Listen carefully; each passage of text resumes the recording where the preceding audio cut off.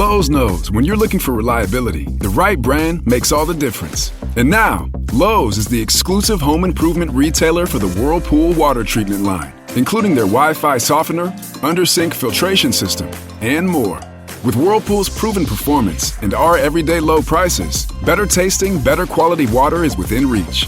Shop pro-trusted brands like Whirlpool and more, in-store or online. Lowe's, we help, you save.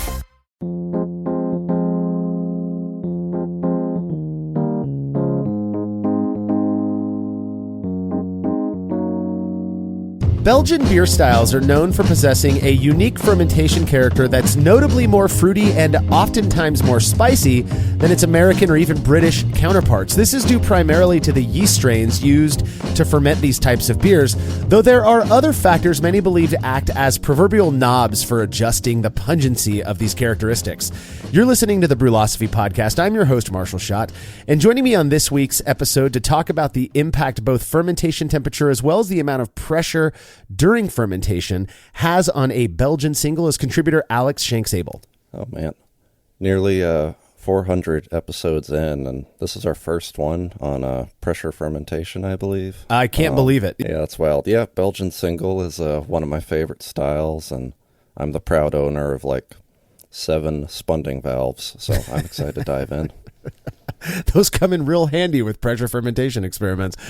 This whole idea of fermenting under pressure really seemed, at least in my perspective, really seemed to start kind of gaining popularity, I don't know, about a decade or so ago. And like most things, I was cautiously optimistic at first. Now, of course, back then, the focus was almost solely on lager beers, as fermenting under pressure was kind of sold as allowing for warmer fermentation temperatures. To this day, I mean, I see people posting about fermenting lagers under pressure, almost as if that's kind of the box that they can check to allow for this blasphemous activity to happen. We'll probably get into the reasons why, but I no longer hold the optimism about this approach that I used to, but I wouldn't say I've completely dumped the idea, and I look forward to digging deeper into it with you today, particularly as it pertains to styles that aren't lagers like Belgian Single. All right, if you're a fan of this show and you'd like to receive a reward for your support, please consider becoming a patron of Brülosophy over at patreon.com/Brülosophy, where you make a small pledge and receive rewards like access to unpublished contributor recipes, unique discounts at YakimaValleyHops.com, and an invitation to a monthly live brew day hangout. We actually just held our first of these sessions last week. It was really rad. Will Lovell hung out with a bunch of patrons while he was brewing. It went far longer than an hour. Some people just hung around, for the whole entire brew day, while others just popped in and out as they wanted to. We view this as another way for us to stay connected with the folks who are responsible for keeping us around. If these rewards sound cool to you at all you have to do is make a pledge over at patreon.com/Brülosophy. We also offer more curated rewards like monthly hangouts with Brülosophy contributors and regular private consultation or whatever it is you want to consult about. Learn more about all of the rewards we offer for your support over at patreon.com/Brülosophy. And if you wouldn't mind letting us know what you think about this show by leaving a rating and review in Apple Podcast or wherever it is you listen to podcasts, we'd appreciate that as well. I know how annoying it is to constantly hear that, but these things really do help us out by presenting the show to those people who may not have yet heard of us yet and yet might find us useful. So if you could just take the 2 or 3 minutes to do that, we really would appreciate it. Feedback is brought to you by Clawhammer Supply, who offer brewers various options for high-quality, reasonably priced electric brewing rigs in various voltages and sizes. I've used their 120-volt system for 5-gallon batches, as well as their 240-volt 10-gallon setup, and both are awesome. Clawhammer Supply really puts the effort into ensuring their systems do exactly as they are intended to do in as efficient a way as possible. And if you're not quite ready to make the jump to electric yet, they also sell 10 and 20-gallon brew-in-a-bag homebrewing starter kits that are great. Whatever it is you're looking for, though, do yourself a favor and visit clawhammersupply.com. We're confident you're going to love their stuff just as much as we do. Listener and patron Tony Wetherington hit us up with some thoughts about the hobby of homebrewing in general. Tony said, so many discussions have been done around the reasons why homebrewing has been on a downward trend, and I don't believe we've been discussing the biggest factor. the lack of adapting to modern times. And I'm not sure homebrewing is going to survive in the long run unless more adaptation occurs. I first got into homebrewing in 2020 and was actually taken aback by the lack of online presence homebrewing had. What was there felt outdated and clunky. Take Brewer's Friend, for example. Their website is great to use for brewing software, but for the longest time, they didn't have a great phone app. Brewfather, on the other hand, had a great app already, and so I began using it and never looked back. The same can be said for homebrewing supplies. Online retailers like Northern Brewer and More Beer seem to be doing very well in modern times, and one can argue that's due in part to their website's ease of use and ordering. These are just some examples from what I've seen in my time as a home brewer. It's not very easy to adapt on the scale it needs to in order to survive. We need a younger generation to take the lead and help get us into the modern age. And to get a younger generation, we have to adapt to what they prefer and like. Let's face it, we are aging out, and the hobby isn't something this current generation can get behind because most things in the hobby feel old and outdated. We need to adapt or we will perish as a hobby. What do you think about this comment, Alex? So there's a lot to unpack there. This could honestly be its own Brews Views video. I guess my first half question is, does someone like me qualify as the young generation, Marshall? You know what, you and I are on the same page, because I know that there are absolutely folks who were around and who in actual age are, older than I am in content production, that they've been doing it longer than we have. So I don't know where we fall on that. I've got a lot of gray hair, so that I think that automatically puts me in one kind of segment. But what, just in terms of adapting, I mean, that's such a broad term, and we have actually done a Brews Views on this. I have a feeling that's where Tony kind of got the idea to write us in about this. I know a lot of people are talking about this downward trend in homebrewing, but just what are your thoughts in terms of how we might adapt? Do you think that adapting is good? Are you one of the folks who thinks we need to kind of hold on to tradition and keep it the way it's always been because that is, quote, homebrewing? Or do we change our perspectives and what we focus on? Yeah, no, that's a good question. I am partially a bad person to ask because I basically have absolutely zero social media presence outside of just, some text message threads and Discord and stuff. But, and I know it's particularly difficult with homebrewing when we've got kind of this age limit set to our hobby. So a lot of people aren't even thinking about this hobby until they're well into adulthood. But yeah, no, I mean, I agree with Tony that anytime I have hopped on to social media, whether that's something like Instagram or even YouTube or Blue Sky or what have you, that I have been surprised by the complete lack of content on there. So I guess on a really superficial level, it'd be really neat if we could kind of get more people in the spaces creating these kind of maybe exciting, kind of bubbly YouTube short, TikTok-y kind of things that are just these 30-second grabs that kind of tell people that homebrewing isn't hard, you can do it. And yeah, the other thing that's kind of making that complicated is I think homebrewing has been adapting in one particular direction, but that's becoming more of a luxurious hobby. The gear is getting more and more expensive, and it's making it easier to brew, but it's pricing out a bunch of people that maybe don't even know that they can make beer with just, a bucket and syrup and some bread yeast. But now they're seeing people maybe even on socials that are brewing with stuff that just looks like a tiny craft brewery in their garage. So personally, I think that the bridge we got to get, the gap we got to bridge there is letting people know that they can do things kind of like these fast pitch kits from More Beer that take like 15 minutes while presenting it in kind of a sexy 30-second way on socials. Yeah, I think that's the direction we kind of have to go, right? I mean, that's what the younger generation is familiar with, right? Yeah, for sure. I think to get somebody involved in a hobby, you gotta kind of let them know, particularly the younger crowd, that it's not going to be difficult. You're limited on time, maybe limited on money, but you can do this fun, rewarding thing that yeah, maybe in 5 years is going to suck up all your time and money, but to try it out, you just need to drop $50 or whatever. Well, so, I heard the saying, we've all probably heard the saying, I've probably said it on this show a million times, that, careers are for making money, hobbies are for blowing it. And I think, even as myself, I can speak for myself specifically, but Brülosophy in general, we're sort of guilty of sending that message. We always try to qualify when we're using better.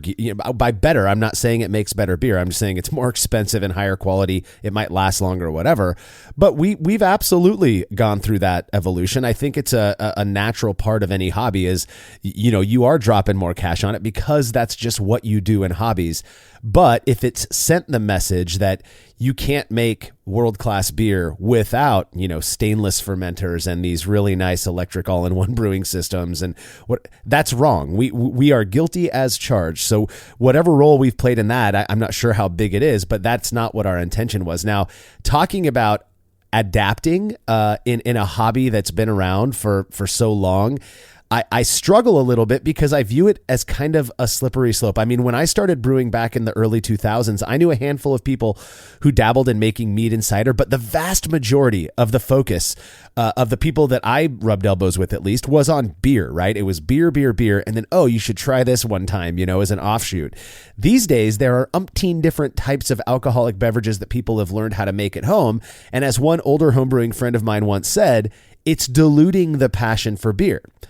Is it really? I don't know. Personally, I don't think it is, at least not in any negative sense. And I know I'm not alone in appreciating the innovation that has occurred in the world of booze over the last couple of decades. In fact, I've never pretended that I don't like things like hard seltzer and cider and stuff like that. Hopefully that's evidenced in the fact that we've published articles and podcast episodes on that stuff that's not beer. But sure, as most options enter, as more and more options enter the fold in terms of what we make at home that has booze in it, our focus is going to get more shared, I guess. I don't necessarily think that means it's reducing or diluting the passion for beer. So ultimately, I think I agree with you, Tony. We do need to adapt in order to pull out of this lull and get back to growth as a hobby.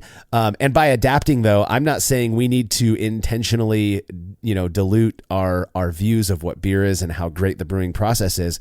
But we have to open ourselves up to things that the younger generation finds appealing. And I'm not acting like I know how to go about doing that, but I think adapting in a general sense is key. And we have to be open. I mean, I consider myself kind of the middle-aged homebrewer. There are folks who've been doing this far longer than me, and obviously folks who have been around doing it way less time. There was a recent video that I thought was great, put out by the apartment brewer, our friend Steve, on I think the title was something like "Homebrewing Has a Gear Problem," and it was a longer episode for the apartment brewer, and it was wonderful though. He made a batch of beer using less sophisticated gear, with the idea of showing exactly what you were saying, Alex, that you don't have to have all of this fancy, shiny stuff to make a great batch. Now, it's a hobby. If you want to get that because it's going to last longer or just makes you feel better, by all means. But we do not mean to send the message that it's necessary. The other part is, and I'd be lying if I didn't point this out, is that we want to support the industry as well. And a lot of our friends in the industry are the ones selling this higher end, good quality gear. And so that's why we're going to promote it. It does not mean though that we think you have to have that to make beer. We want anybody who has a passion for DIY and creating what I think is one of the most delicious alcoholic or adult beverages out there, we want them to do it. So that's where I stand. You're right. We could probably do 5 more episodes on this topic, but that is not what we're here for today. Thank you so much for writing in, Tony, as well as for your support on Patreon. We truly do appreciate it. If you have show feedback, you can send it to feedback@brülosophy.com or drop us a note on social media. We'll be right back.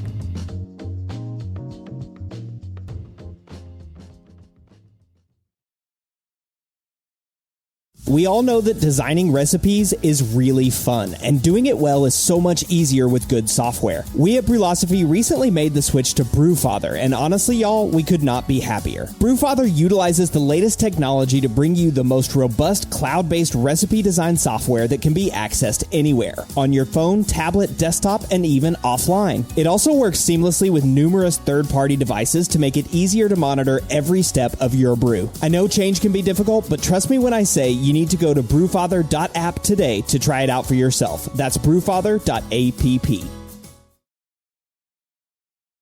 There's no denying that stainless steel is the best material for brewing equipment, and Delta Brewing Systems offers some of the lowest prices on high-quality stainless gear, like the Firm Tank, which in addition to holding 8 gallons or 30 liters of wort, comes with a domed lid to even further reduce the chances of a messy blow-off. Plus, it can hold up to 4 psi of pressure for closed transfers. Delta Brewing Systems also has their own line of brew kettles, as well as one of the lowest-priced all-in-one electric brewing systems out there, and their prices are shockingly low. If you're in the market for legit stainless gear that won't break the bank, do yourself a favor and head over to deltabrewingsystems.com today.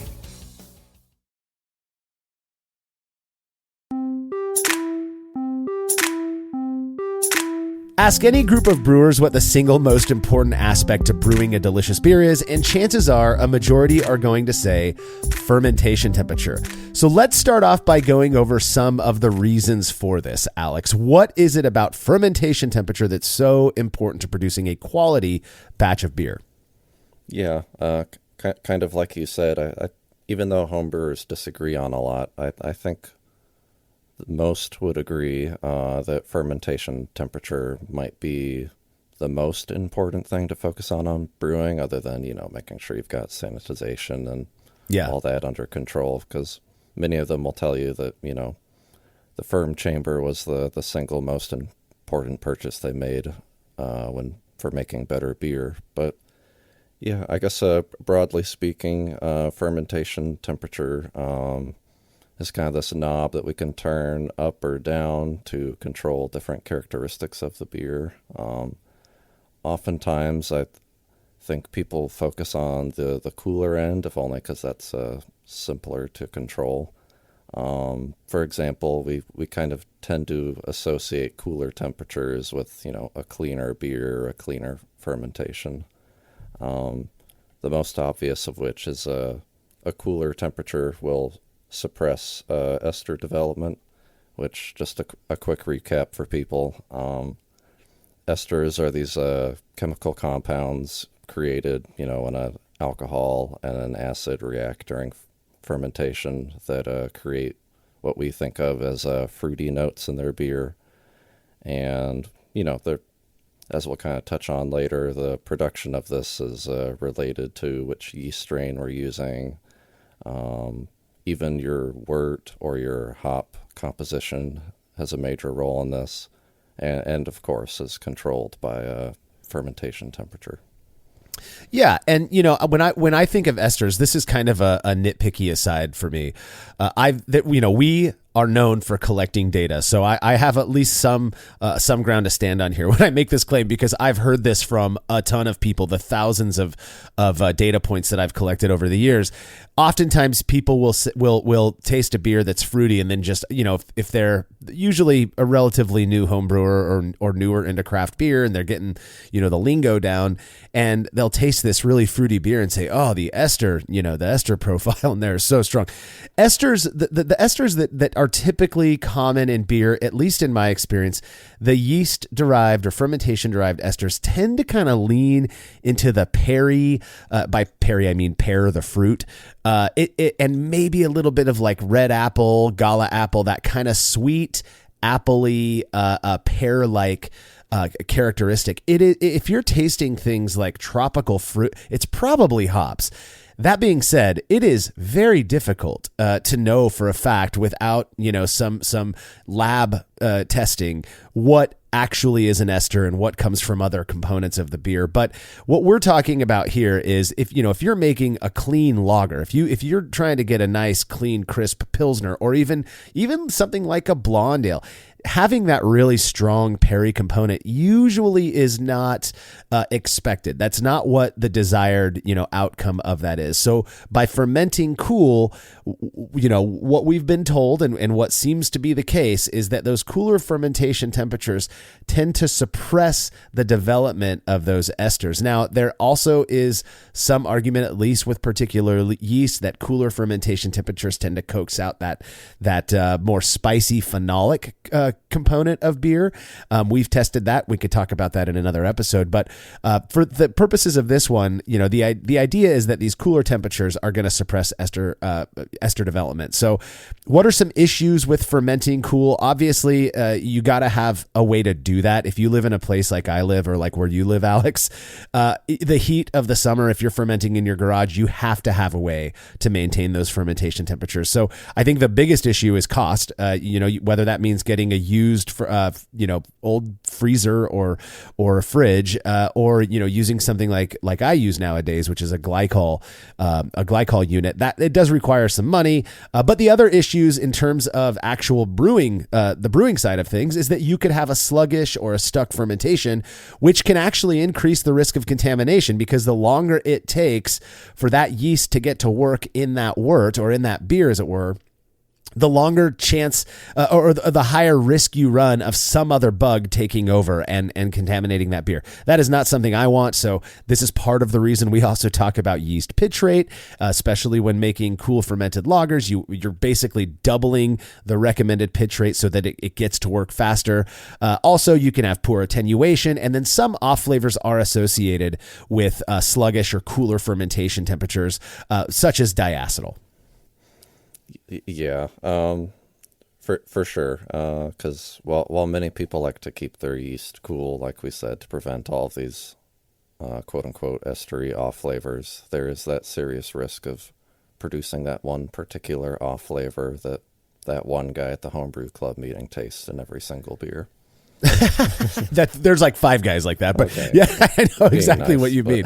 Yeah, well, they taste it in every beer because it's Dunning-Kruger is at work there, but we'll leave that alone. So by warming the temperature up though, there are some risks that we run, at least with certain yeast strains, in addition to increased fruity esters, which again, these are promoted by the yeast metabolic activity and growth, which in turn leads to this greater production of the enzymes and precursors required for ester formation. That happens more in warmer temperatures, but you also run the risk of increased fusel alcohols. Have you ever made a beer that has these fusel alcohols, kind of known for giving headaches and not tasting terribly good? I know. Yeah. I have. Yeah, I mean, certainly I did earlier on, unsurprisingly, when I was just kind of making my beers in the guest bathroom shower or what have you. But before I wisened up and finally put a Rubbermaid Brute trash can filled with water in the shower to put the fermenter in. But yeah, no, I think one of the most famous fusel alcohols is what people know as isopropyl. So if you've ever had a beer that just kind of tastes like something that you would rub on a wound or just cleaning alcohol, then yeah, you probably made something pretty fusely. Yeah, and you can smell it too. It's almost like a weird, sweet, fruity, nondescript fruity smell. I know it because I've done it intentionally, where I fermented super warm. Again, when you ferment warm like that, the increased yeast metabolism leads to faster consumption of free amino nitrogen, or FAN, as well as the sugars that are in the wort, which can lead to the conversion of those amino acids into fusel alcohols.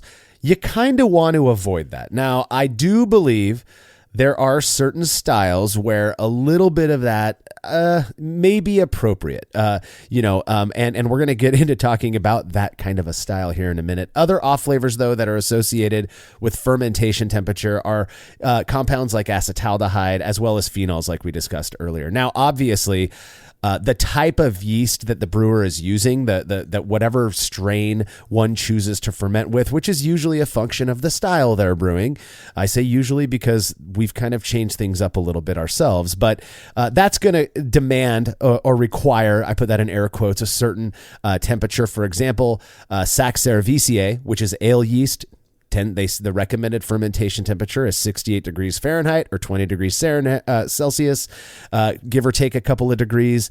And then for Sac Pastorianus, which is your common lager yeast, the recommended fermentation temperature is about 50 degrees Fahrenheit or 10 degrees C, give or take a couple. Right. Yeah. Lager yeast is unfortunately very fragile and will fall in on itself and collapse and die if it goes up to room temp. So it's going to need a lot of therapy if it gets a little too warm. That's the yeah, and kind of related to that, of course. Different styles are going to have different considerations for what we'll broadly call yeast character. For us in the U.S., I think we're going to associate most beer with being as clean as possible. Using strains like the Chico strain that we typically think of as being quote unquote flavorless and quote unquote clean. On the other hand, people who will be making British ales like bitters and milds are going to be wanting to squeeze out a little bit more of those esters, get a little bit more yeast character. So probably fermenting a little bit higher, if you will. And again, on the other end, for almost all lagers, I'm sure there's some exceptions, like I forget what that tropical stout or something like that. Oh yeah, yeah. You're going to be wanting something super clean, hence why most people hammer home that you want to keep those as cool as possible. We would never dare want to ferment those warm. And on the even more extreme end, the other direction, we've got Belgian ales, which are almost 90% defined by their yeast character, and we like to use really expressive strains and often push them to higher temps.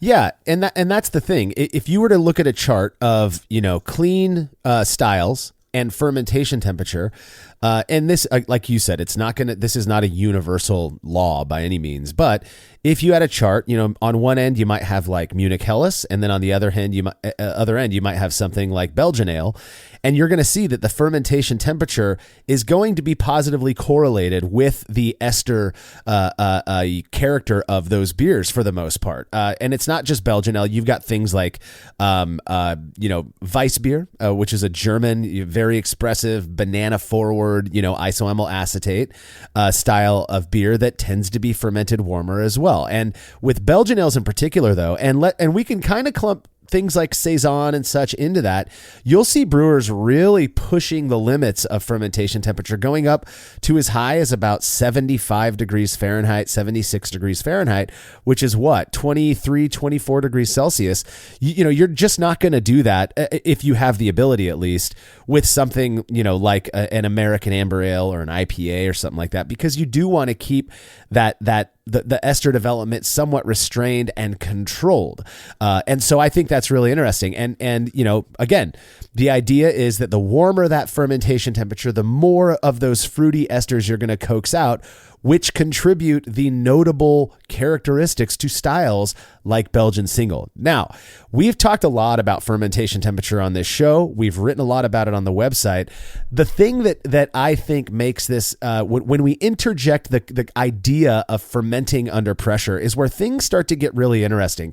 And I'm going to be honest, I've poked around. I am by no means sitting in libraries and reading about, the deeper, stuff that's been going on in the world of beer. I don't want anybody to think that I'm the expert on this, but in my reading about, the impact that fermenting under pressure has on beer, I'm still not convinced that this is coming from the most reliable of sources. Most of what I see is anecdote online about people who are doing it. Now, I understand that there is a huge difference when it comes to scale versus, the home brewer versus the commercial brewer.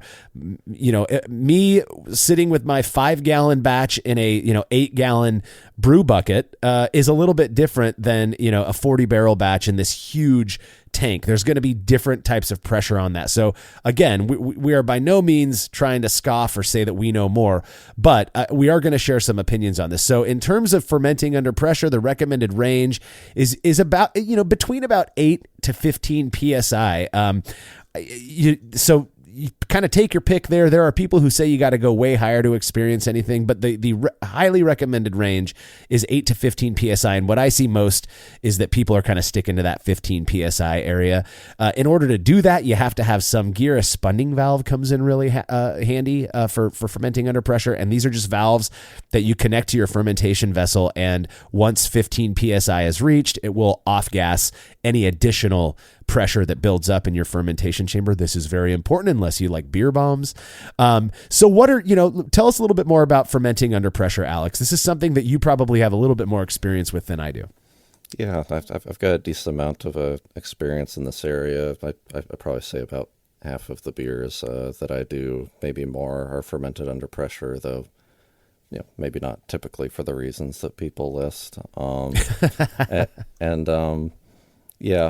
kind of worth noting that, kind of like what you touched on, you can easily go as high as something like 30 or even 60 psi. Most of these spunding valves will go much higher than 15, if that's your wish. I guess oftentimes I will kind of go up to 30 or 40 near the end of fermentation, And just to note, you're using kegs when you do this. It's not like you're doing this in a firm tank or a brew bucket or anything. Oh yeah, please do not.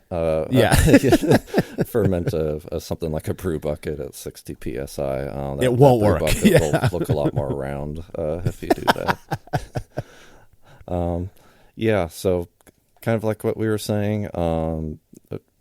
Fermenting under pressure is kind of a way to somewhat artificially turn the knobs of a fermentation temperature.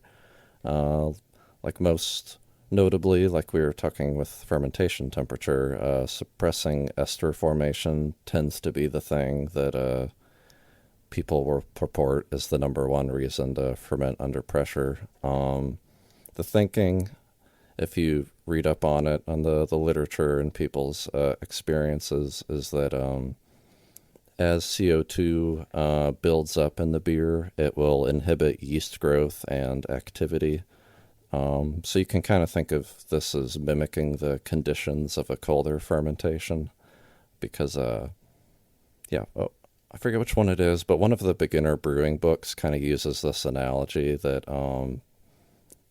you can kind of think of esters as being yeast sweat. So if you provide the yeast with AC, they'll work slower and work more diligently, sweat less. And if they're working in the heat, they'll do the same job quickly, sloppily, and sweat all over the damn place. So kind of in the same vein, you can imagine pressure fermentation as kind of not providing the yeast with chilly AC, but kind of giving them regimented breaks, just kind of telling them to slow down a little bit. I don't want to go off in too much of a tangent on this, but kind of related to the literature on pressure fermentation, as maybe you saw, Marshall, because I think the Brew Lab had an episode about this. I believe even though we're talking in the range of something like 8 or even 15 psi, 1 bar of pressure for fermenting beer, I think yeast scientists have found that the yeast cell is perfectly happy to continue fermenting and can withstand thousands and thousands of pounds of pressure without killing the cell. So maybe that's part of the reason we think that something like, 10 psi perhaps isn't having as dramatic of an effect as people would like. Yeah, I just, my thing is in trying to understand the mechanics behind it. Again, I am not a microbiologist. I don't, this may very well just be my silly, dumb-minded way of thinking about it. I want to understand how it works, and what I can find, at least online and the resources that I have available to me, is just that, if you ferment under pressure, it gives you an excuse to be able to ferment lagers warm. And I keep focusing on lagers, even though our focus really is on Belgian Single. We'll get to that. But, you can break the rules and ferment it warm if you do it under pressure. And I almost feel like it's just a comfy excuse that people use now. Again, we've done several experiments on lager beers fermented under pressure, and we can't seem to flesh out the impact it has. Maybe that is because it needs to be higher than 15 psi. I really don't know, but we have to focus on it. There are a lot of people out there who are wholly convinced that fermenting under pressure has a notable impact on the ultimate characteristic of a beer. And when we think about, again, lagers we could talk about all day long. Brewers can ferment warmer, meaning faster turnaround, without producing this feared ester-heavy German Pilsner or Munich Helles or whatever it might be. When we shift our focus to ales, though, it's almost kind of the opposite, that, a Belgian ale is supposed to have this strong ester component and this nice spicy phenolic thing as well. So fermenting under pressure ostensibly would reduce the formation of these esters. So maybe it wouldn't be recommended to do it, to ferment under pressure. But what a good way to test it out, right? Because if fermenting warm is going to produce all of these esters, and then fermenting under pressure suppresses that, we should see a big difference in the ester, characteristic of a Belgian ale. So, give us a little bit of information on what a Belgian Single is. I know the BJCP provides a very robust description. That's right. Yeah, it's a characterful style, so we get a pretty robust description appropriately. Yeah, let's see here. Yeah, they describe it as a blonde, bitter, hoppy table beer that is very dry and highly carbonated. The aggressive, fruity, spicy Belgian yeast character and high bitterness is forward in the balance. And it has a soft, supportive, grainy, sweet malt palate and a spicy floral hop profile. I love Belgian Single. I actually just shared a bottle of Belgian Single with Tim yesterday. So it's a style that I really have an affinity for. I just think it's great. It has that nice balanced yeast character, which the BJCP says is supposed to be aggressive. Now, I've brewed hundreds of beers at various temperatures over the years, and while I'm pretty sure some were impacted by fermentation temperature, others almost certainly weren't. You can just go look at our lager fermentation experiments on the website to see that for yourself. I've also performed a few pressurized fermentations, though all were on lager styles, and I'm not convinced at this point that it had much, if any, impact at all. Well, Alex, you were curious of the impact pressurized warm fermentation might have on a Belgian Single, and you put it to the test. Results from that experiment when we're back from this break.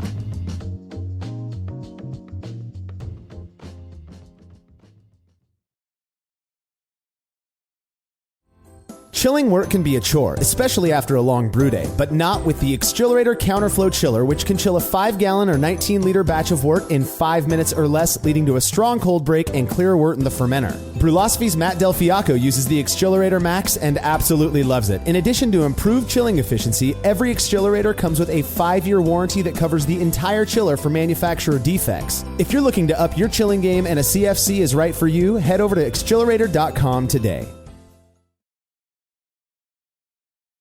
As every brewer knows, the best beer requires the best hops, which Yakima Valley Hops provides fresh from the source to brewers around the world, carrying everything from classics like Cascade to modern favorites like Galaxy and Mosaic, as well as other ingredients and gear. Yakima Valley Hops has it all. And don't forget to check out their new podcast, The Late Edition, where the YVH crew goes into depth on our favorite plant with industry experts. Head over to YakimaValleyHops.com now to see all they have to offer and subscribe to The Late Edition wherever it is you listen to podcasts.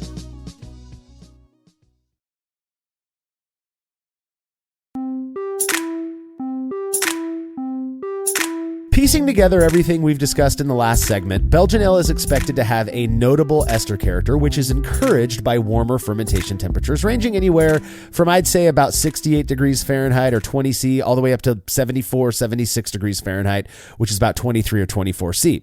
Since pressurized fermentation is a method believed to suppress the development of esters, a Belgian ale fermented under pressure would be expected to have noticeably lower perceptible esters than one that's fermented at ambient pressure. Rather than speculating on this, you designed an experiment to test it out, Alex. Yeah, I don't know if I ever mentioned kind of what inspired this experiment, but this is a style that I as we touched on earlier, I think that both of us, we'd love it quite a bit. I make this beer specific recipe all the time, and one of the times when I was making this beer, I decided to do the classic amateur mistake of fermenting this while on vacation. And been there. Yeah, that's the story of a thousand, maybe a million horror stories. Yeah. And yeah, short story short, I came back home to a sharp hissing sound from the brewery, the guest bathroom shower. And it turns out that my gas poppet was defective and the spring broke, and my PRV was acting as the airlock.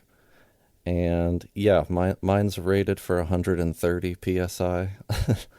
And needless to say, we won't get into the horror story, but yeah, my heart races just thinking about dealing with that situation. But yeah, another reason not to try to do pressurized fermentation in, say, a bucket or one of the lower pressure expensive fermenters out there. So thank goodness for that safety valve. But yeah, I was convinced when trying this beer that I've brewed dozens of times before that this 130 psi pressurized one was completely flavorless and bland and maybe a little bit clovey. However, I never did do a proper side-by-side or even semi-blind tasting of it. So thought it would be great to go ahead and maybe actually try to do that somewhat intentionally this time around. So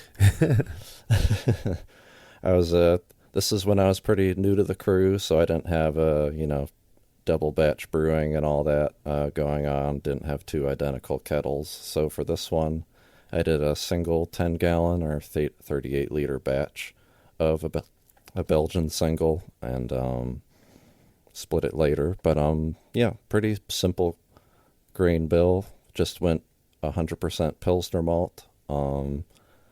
While I'm a little bit of a Midwestern crystal malt fangirl most of the time, I like my Belgian Singles to be as crisp and dry as possible. So that's why that deviates from half of the recipes that you'll see out there in this style. And brewing process was pretty straightforward. The day before, I collected my full volume of water, adjusted it to the desired mineral profile, which is pretty sulfate heavy, I believe, and then mashed it pretty low at 148 Fahrenheit, 64 C for 60 minutes. Again, trying to make this as dry and crispy as possible. And after that 60 minutes was up, removed the grain, proceeded to boil for a very standard 60 minutes. A little bit more complicated was the hopping additions. We used two varieties here. Pretty crazy. We did 30 grams of Solea hops plus 10 grams of Magnum, both at 60 minutes, and then tossed in an ounce / 30 grams of Solea at 5 minutes near the end. What is Solea? That's a hop I'm unfamiliar with. Is it a Belgian? Was it sourced there? Or? Yeah, that's a Slovenian hop. That is I believe that when we talk about Styrian Golding, that's actually 3 different hop varieties, and Solea is an actual specific variety, like we would call Cascade here, whereas I believe in Slovenia, the Styrian Golding is kind of a broader designation. So when you buy Styrian Golding here and it's labeled as such, you don't actually know what specific variety that you're grabbing. I see. It's like CTZ. It's like a yeah, a bit like that's a good way to put it. Yeah. Okay. Cool. Yeah. So yeah. After that boil, the wort was chilled, and evenly split that 10 gallons between 2 sanitized fermenters. And at which point the refractometer reading was smack dab at 1050, which for me, I'm perfectly happy with a Belgian Single. Oh yeah. It's funny because the BJCP lists this as a table beer, and I would not call a 1050 OG beer a table beer, but that is within range. It's not, that's not out of stylistic guidelines. So yeah, I'm happy with that as well. Yeah, it's I guess it's a table beer in Belgium where, for them, drinking a Belgian quad isn't out of the question. That's right. God, those monks, they got to get their booze in. Yeah. Don't have computers and just kind of sit around all day. They're not eating their meals and. Yeah, and then with many of them not eating as much food, I can only imagine how quickly their bedtime comes. But, yeah, I think they're aged as well, as it were. So. Wow. Yeah. Right. So Unsurprisingly, yeah, pitched a pouch of the white yeast 3787, the Belgian high gravity yeast. I believe that's the same as the triple double strain. Kind of what we were talking about earlier in terms of yeast esters. I absolutely love the character I get from this strain. That pear thing for me. I know that pear is a stereotypical thing people say about every beer yeast, but for me this actually is one of those yeasts that produces a very like ripe pear note that gets even stronger the older the beer gets. Yeah, it's like I define it as kind of a overly ripe sweet pear flavor. And it, again, esters are just, if I'm not mistaken, they're just alcohol. So you can kind of imagine how that presents. Everybody who drinks beer, who drinks craft beer, has had a beer that has this quality to it. It's great. Yeah, no, love it. You can even smell that when you just open up the yeast pouch for this strain. So at this point, of course, we've just been brewing a single batch. So of course we haven't gotten to the variable yet. So both of these beers were fermented at a pretty high 78F/26C. One under pressure, while the other one was fermented at a 1 bar 15 psi. And yeah, just briefly touching on it, I think it's worth mentioning that we kind of purposely fermented this beer up at 78 degrees to really emphasize the fermentation character. Because again, we're kind of doing somewhat the reverse of what we've done with lager beers, where we're making a style that's particularly estery and then seeing if 15 psi is detrimental to that yeast character. Right. I mean, ostensibly, if the way I think about it is, if you're fermenting it at 78 under no pressure, that's a very warm, even for a Belgian ale, a very warm temperature. But if we view pressure as being some sort of a prophylactic, one way to view that is, does 15 psi basically kind of reduce the temperature, not in reality, of course, but does it maybe take it down 4 or 5 degrees Fahrenheit? And if so, I would expect that to have an impact on the ester development. So that was one of the reasons I think we settled on that in the design of this experiment. Great. I think it's a great choice for this one. Yeah. And if it would have that impact, one of the impacts we might see, kind of like temperature, is, maybe it would influence how quickly these beers fermented. So we were taking daily hydrometer samples, I believe in the form of just a tilt hydrometer, checking my phone once in a while. So the non-pressurized beer reached final gravity in a whopping 2 days, whereas the pressurized batch took twice as long at 4 days. However, against perhaps common wisdom, they both went down to 1008 FG. I just say that because sometimes I've heard people say that pressurized fermentations will end up with a higher final gravity. Granted, that's never been the case for me. Yeah, I'm with you. I've not experienced that in the few batches that I've fermented under pressure either. Now, I do think people will find it interesting, though, just to reiterate what you said, that the beer fermented at ambient pressure, meaning no pressure at all, finished in 2 days, was at that FG in 2 days, and it took 2 additional days for the one that was fermented under pressure.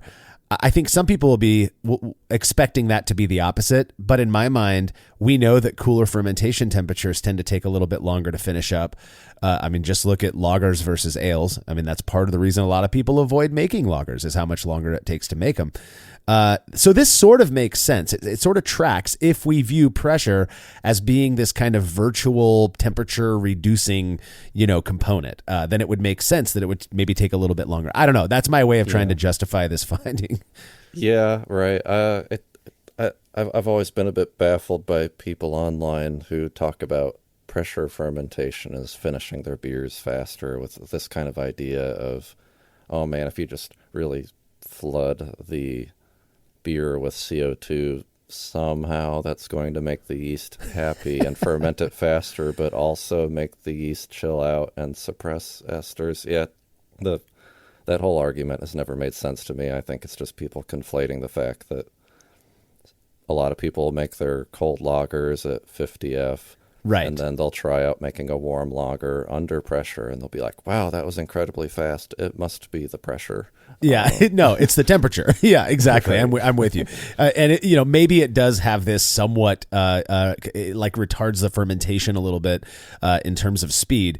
But if you're fermenting under no pressure, a 50 degree Fahrenheit or 10 C lager versus a 68 degree Fahrenheit or 20 C lager under pressure, obviously that's going to be done sooner. So I think when looking at ales, it's part of what made this experiment so interesting to me, is that we're kind of doing the opposite as a test of the impact pressure has. So again, this doesn't shock me as much as I thought it might when I first learned of this data point, but interesting nonetheless. Yeah, and of course not surprising at all that the non-pressurized one takes 2 days, because that strain triple double 3787 is very fast and an aggressive yeast. And after both hit terminal gravity, we transferred the beers to 2 CO2 purged kegs, put them on gas in the keezer, and left them to condition for 4 weeks. I like the way this style ages, so I was in no rush to serve it up. Yeah, and I'm looking at the photos of these beers right now. First off, you tell me what you think, because you saw them in real life. But to my eyes, they look identical. I don't think anybody would be expecting to see much of a difference, maybe in foam quality. But to my eyes, they just look identically clear, which they look very clear. Pale gold, nice cap of stark white foam, great retention, and again, really, really nice clarity. It looks like a Belgian single. Both of them do to me. Yeah. And of course, they're just absolutely coated in condensation because of where I live. But you tried though, man. You tried. Yeah, I know. We've got 2 seasons here, summer and August. But that's right. Funny enough with this one, I filled up both the cups and went out to my yard to take the picture, and shows you how much I was drinking that day, I guess. I had to go back and refill the cups like 3 times because I kept forgetting which glass I was holding, because they were just 100% identical. And I was like, gosh, is this the pressure one? Or well, that goes into your impressions then. Good segue. Certainly appearance wise, I was like, what? I can't remember which one's which. And then sure enough, when we did the semi-blind tasting with personal impressions, my wife helped me taste 5 different triangle tests, 5 different beers, and lo and behold, as maybe we were expecting, I just got 2 of them right. They were identical in every freaking way. They had the same assertive bitterness. They had that great Celaya earthy hop note, and they had that wonderful spiciness from the yeast. There's this idea of tasting with your eyes, eating or drinking with your eyes, and just looking at these beers. Where I live, it's not terribly humid, but I do run into the same condensation issues that you do sometimes, not as often. But I just looking at them, they look so refreshing. They look just right. I can almost smell that Belgian character from the beers. The fact that you got 2 out of 5 right, you would expect that just by random guessing. I mean, that doesn't really say much. It definitely doesn't cross that threshold of being terribly meaningful. But obviously, the most important data is the blind taster data that we collect on these. Now, just as a refresher for those who might be unfamiliar with our approach, we rely on a triangle test, which means that tasters are served 3 beers in opaque cups, 2 of which come from the same exact keg. So they are identical, one of which is from the other keg. So they have 2 that are the same, 1 that's different. Now, if that one is so different that there is an obvious, tasting or perceptible impact that the variable had, then we would expect a lot more people to identify that one as the odd one out over picking the other ones, because that would suggest that there's more randomness. If there's an even spread, you would expect each beer to get 33%, give or take. Again, that's just random picking. In this case, you served the beers to 24 participants, out of which we would need 12 of them to be able to identify the unique sample in order for us to say with some, level of confidence that, it really does seem that the, pressure, fermenting under pressure had an impact on these warm fermented Belgian ales. Out of those 24, again, 12 needed, how many actually identified the odd beer out? Not even 1/3, just 6. which is, again, random is random. That's going to happen. That's 25%, less than the 33% that would be random, and way less than what we would need half as much as what we would need for us to say that there was a meaningful difference between these beers. In the end, now we cannot say that, fermenting under pressure had no impact. We're not here saying that. What we're saying is that out of the 24 participants that we served these to, there's no evidence to suggest that it had much of an impact perceptibly on these beers. And I think that's fascinating, considering all of the talk out there about how, wonderful fermenting under pressure can be for these various styles of beer. Yeah.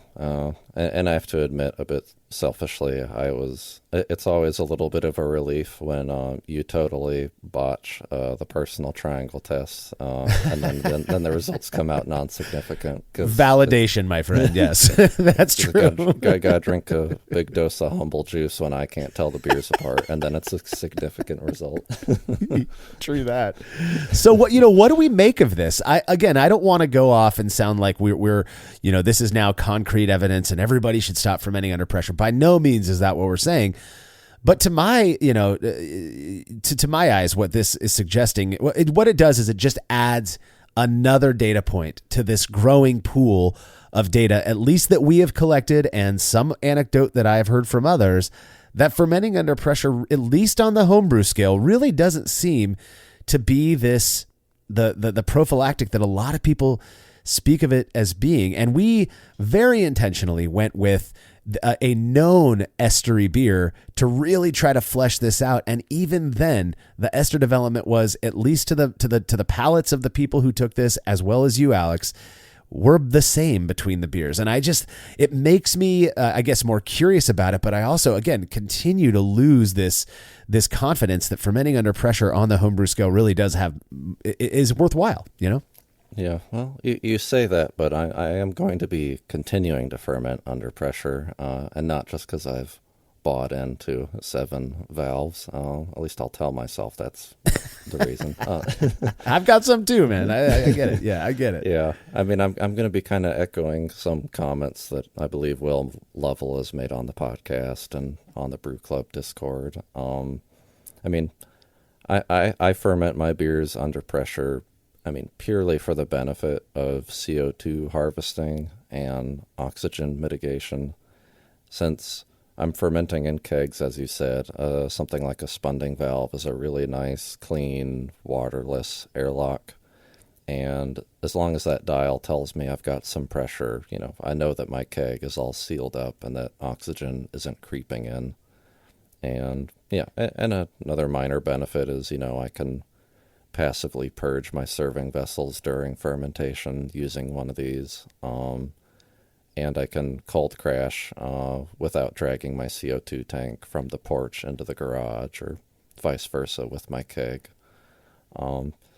That said, yeah, I didn't necessarily go into this highly convinced that something like 15 psi was going to have a major impact. But yeah, it is still a bit validating that the benefits, the panacea that we call pressure fermentation, isn't everything it's hyped up to be.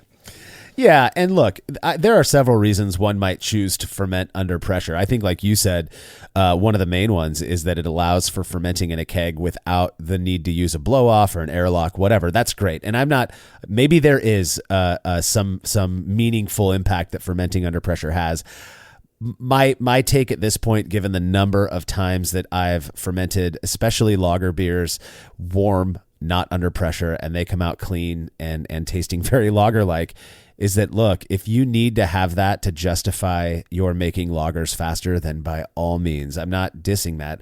I'm just not convinced it's having this impact that a lot of people swear that it is. So we did get some reader comments on this one. I'm going to start with Eric Webster's, who said, I'm wondering if the science does indicate a difference, but the experiments keep showing up as non-significant because the homebrew scale is just too small for differences to be perceptible. Also, the stated temp range for that yeast is 64 to 78 Fahrenheit. Why did you choose the absolute top of the range? Go for it, Alex. Yeah. The latter point, as we kind of said, yeah, if we were hoping that in this result that pressure fermentation is going to do what it says on the label and suppress esters, thought it was really wise to ferment this as warm as possible. So in the event that esters were suppressed, we'd be able to detect that. Yeah. I'm not always entirely convinced on the homebrew versus pro brewer scale side of things, partially because one of the things that I think is a major difference between home brewing and pro brewing most of the time is pressure. And so if we are providing pressure that's comparable or more intense than what's on the pro brew side and not seeing a difference, I don't know, that hot take, but it feels a little bit like a weak excuse to not accept that maybe pressure is not as impactful as we want. Yeah, no, I agree fully. And we're going to there's another comment that touches on that as well, specifically the pressure part of it. But I get what Eric is saying is that maybe that our scale, just purely scale, is so small that it really isn't having that impact, which again, that's validating. That shows that at least if you're a home brewer, and you're making 5-gallon, 10-gallon batches, it may not be that important. And maybe it's that pressure that I guess when it comes to lager beers, though, if I'm just keeping it real for myself, you would expect with the talk that warm temperatures are going to make a estery lager beer. I just haven't seemed to find that at least consistently. And you would think that fermenting under pressure would at least have some noticeable impact on those styles, and it just hasn't panned out that way. So we'll get to those ones in a future episode. Next comment comes from Mike, who says, this result is shocking. I would have thought for sure that a Belgian yeast at that temperature would have made a difference. It's also interesting that you noted the non-pressurized beer finished faster than the one under pressure. This is odd because normally pressure speeds up fermentation, not slows it down. Either way, 2 days to reach FG is super fast. I'm curious if you found these beers to taste sufficiently estery. I'm wondering if something in your recipe or process resulted in an exceptionally clean fermentation that made it harder to detect a difference. You already kind of commented on the fact that it was, as expected, nice ester spice profile. So I don't know if that's it. But yeah, right. I'm definitely someone who leans pretty heavily into a yeast character when I ferment. I tend to prefer warmer, English ales than most. So yeah, no, I thought these were pretty estery even by my standards, and that was really pleasant and great. The first half of the question, I've already kind of forgotten it. Well, he commented. I get it. He commented on the fact that the one under pressure took longer to get to reach FG than the one. I think you and I kind of went over that already. That actually, because it's an ale, in my mind, it would sort of be expected, or at least it makes some level of sense.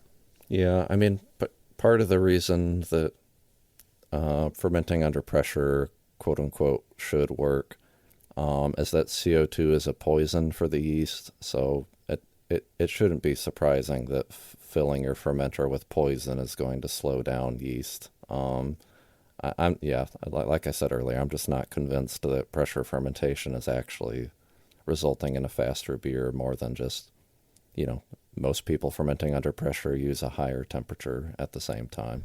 Right. All right, final comment comes from Lucas T. I think this is a good one. It goes into a little bit deeper of the thinking in terms of pressure on our scale versus the commercial scale. Lucas says, 15 psi is not a lot of pressure. It's pretty much the same as the hydrostatic pressure you'd get in a 10-meter tank. Many brewers have tanks almost twice that high, so closer to 30 psi hydrostatic pressure. At 15 psi, you're not really fermenting, quote, under pressure, just approximating what you'd get in commercial fermenters. So it doesn't surprise me you didn't see much difference at 15 psi. When you go higher, say 30 psi, things get cleaner. in a good way. So the thing about this comment that I don't know if I take issue with it but I want to point out is that he speaks very certainly about the fact that if you were to go up to 30 PSI, there would have been a noticeable difference. So the way I view this is a challenge, Alex. I think we need to do this now. If it's a challenge, I don't think we should stop at 30 PSI. Hey, just take it to 50. Maybe use that PRV again and take it to 100. That's 3 experiments down the road. That's what we got to. And yeah, no, it's a fair point. It certainly crossed my mind that, people are talking about crazy differences in beer when fermenting, like people panicking, being like, oh my God, I fermented this beer at 5 PSI. Is it going to be okay? And yeah, in the grand scheme of things, 1 bar of pressure really isn't that much. So right. I say challenge accepted. It'd be fun to repeat this either with an ale or lager yeast at a more extreme beyond what we would typically use in the home brewing level. Yeah. I think it'd be really interesting to go with something like a triple, which not only has higher OG, so you are just by virtue of having more sugar in that wort, you're putting more stress on the yeast. And that is known to also, coax out these kind of these esters in a beer. But then, you ferment them at 76 degrees Fahrenheit, 76, 78, whatever. One under, 50 degrees PS or 50 PSI, the other under none. I mean, again, would that have the impact of reducing the ester development? I would love to see that. So I appreciate the challenge, Lucas T. I totally get where you're coming from, and perhaps that's in the cards for a future experiment.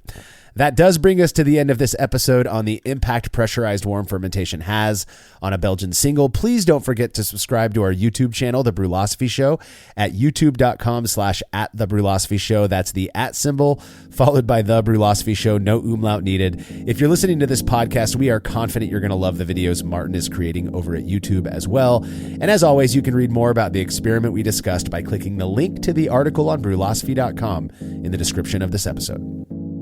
The Brülosophy podcast is made possible by the generous support of our sponsors as well as all of our rad listeners. We seriously could not do this without you. Cheers to everyone who has subscribed and left a review of our show. It makes a huge difference. If you haven't yet, please consider doing so. Head over to Brülosophy.com/support to view a list of ways you can easily help us to continue producing this podcast. If you want a reward for your support, visit Patreon.com/Brülosophy. Thanks again for listening. We'll be back next week with another episode of the Brülosophy podcast. Until then, think beer. Start off the morning with some hot tea, lemon and honey, cause it suits my bro. Put some herb in the bowl, yeah, it's homegrown. Ain't gotta go through the middleman, no.